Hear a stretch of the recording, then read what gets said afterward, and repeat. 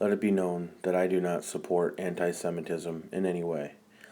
If it was any group of people, I would condemn them for these acts that I believe they have committed. I seek truth. I seek justice. I seek to tear down this Israeli psycho state.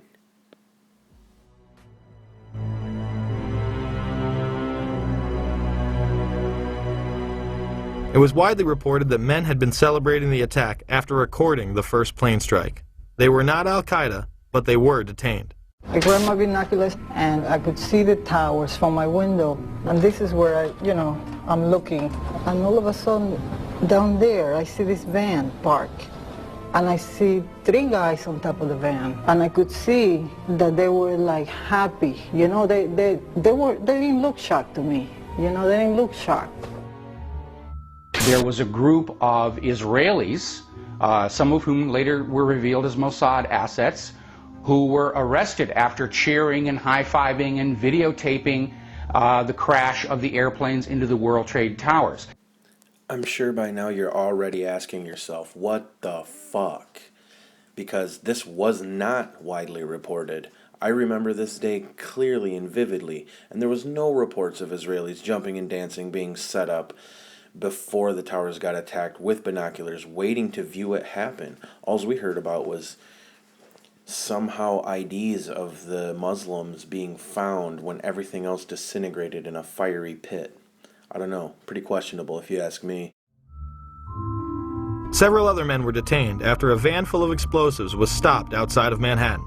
Earlier we had heard that an FBI spokesperson said that there was a report on the George Washington Bridge, which is another facility which you folks are responsible for policing, a report that there had been a van stopped there that had explosives. Asked this week about another sprawling investigation and the detention of 60 Israelis since September 11th, the Bush administration treated the questions like hot potatoes. I would just refer you to the Department of Justice with it. I'm not familiar with the report. I'm aware that some Israeli citizens have been detained. With respect to why they are being detained and the other aspects of your question, whether it's because they are in intelligence services or what they were doing, I will defer to the Department of Justice and the FBI to answer that. Am I the only one who notices how disinterested these guys are about questions of Israeli terrorism suspicions, but yet so excitable when asked about Muslim terrorists?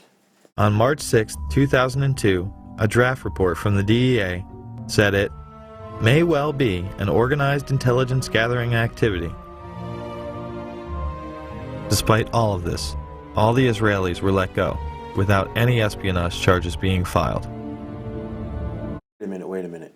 You're telling me we built a gigantic facility called Guantanamo Bay, violated many people's rights, even some of them being American citizens, but yet we let 60 suspected Israeli terrorists go, 6 of them being found in the ownership of a white van filled with explosives on the day of 9/11. Makes perfect sense. Fox News anchors Brit Hume and Carl Cameron would do a 4-part investigation into these allegations in December of 2001 and yield stunning results. It has been more than 16 years since a civilian working for the Navy was charged with passing secrets to Israel. Jonathan Pollard pled guilty to conspiracy to commit espionage and is serving a life sentence. At first, Israeli leaders claimed Pollard was part of a rogue operation, but later took responsibility for his work. Now, Fox News has learned some U.S. investigators believe that there are Israelis again very much engaged in spying in and on the U.S. Since September 11th, more than 60 Israelis have been arrested or detained, either under the new Patriot anti-terrorism law or for immigration violations. A handful of active Israeli military were among those detained, according to investigators, who say some of the detainees also failed polygraph questions when asked about alleged surveillance activities against and in the United States. Yeah, these guys that failed the polygraph test, the same ones they let go. Investigators suspect that the Israelis may have gathered intelligence about the attacks in advance and not shared it. A highly placed investigator said there are, quote, tie-ins, but when asked for details, he flatly refused to describe them, saying, quote, evidence linking these Israelis to 911 is classified. I cannot tell you about evidence that has been gathered. It's classified information.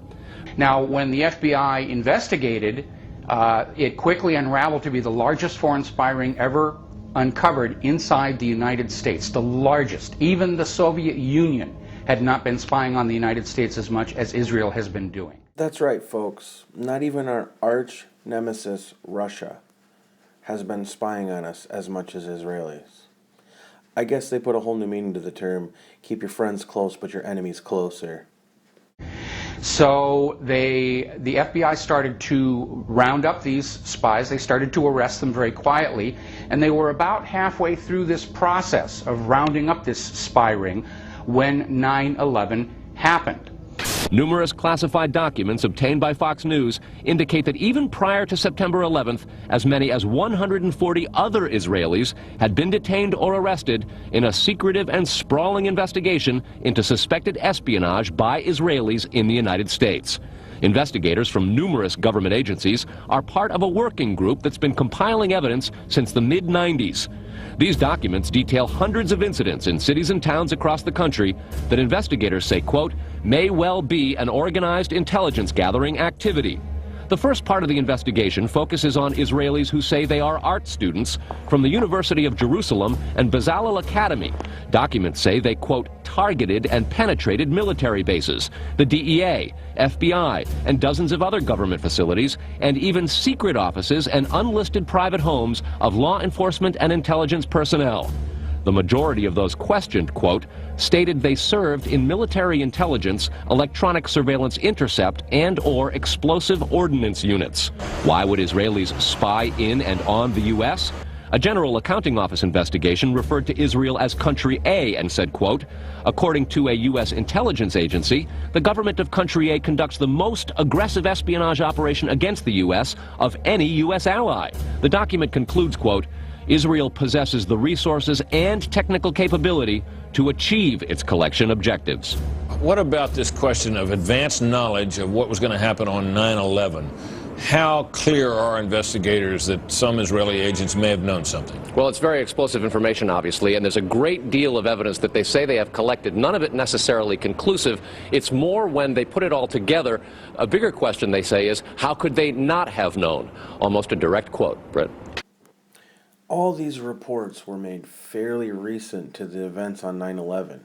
Why didn't they keep pushing this information? Well, that's because shortly after George Bush addressed the nation and told us it was Osama bin Laden, the tides changed. Everyone started targeting Muslims instead. It is now apparent that this intelligence ring was inside the U.S., had prior knowledge of 9/11, and had a classified role in 9/11, which officials refused to discuss. It was also able to penetrate U.S. intelligence agencies and secret offices, yet all were released. The men who were detained due to the report they were taping the first plane crash and then celebrating and joking about it actually went on television and admitted it was their job to record the attack.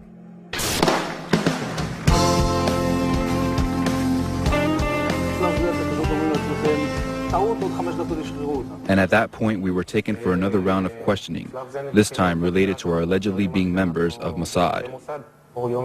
The fact of the matter is we are coming from a country that experiences terror daily. Our purpose was to document the event. How could they have known about the attack? And who sent them to document it? The evidence points to a large intelligence network inside the United States that had teams on the ground, such as the ones recording the attack, and electronic surveillance teams gathering information. You mean to tell me that these guys went on TV and admitted they were supposed to be there and document these events, and we're supposed to not give a fuck? This is ludicrous. Anyway, if you seek truth and you seek justice, subscribe to my channel. We're gonna bring down this psycho state, or at least expose it.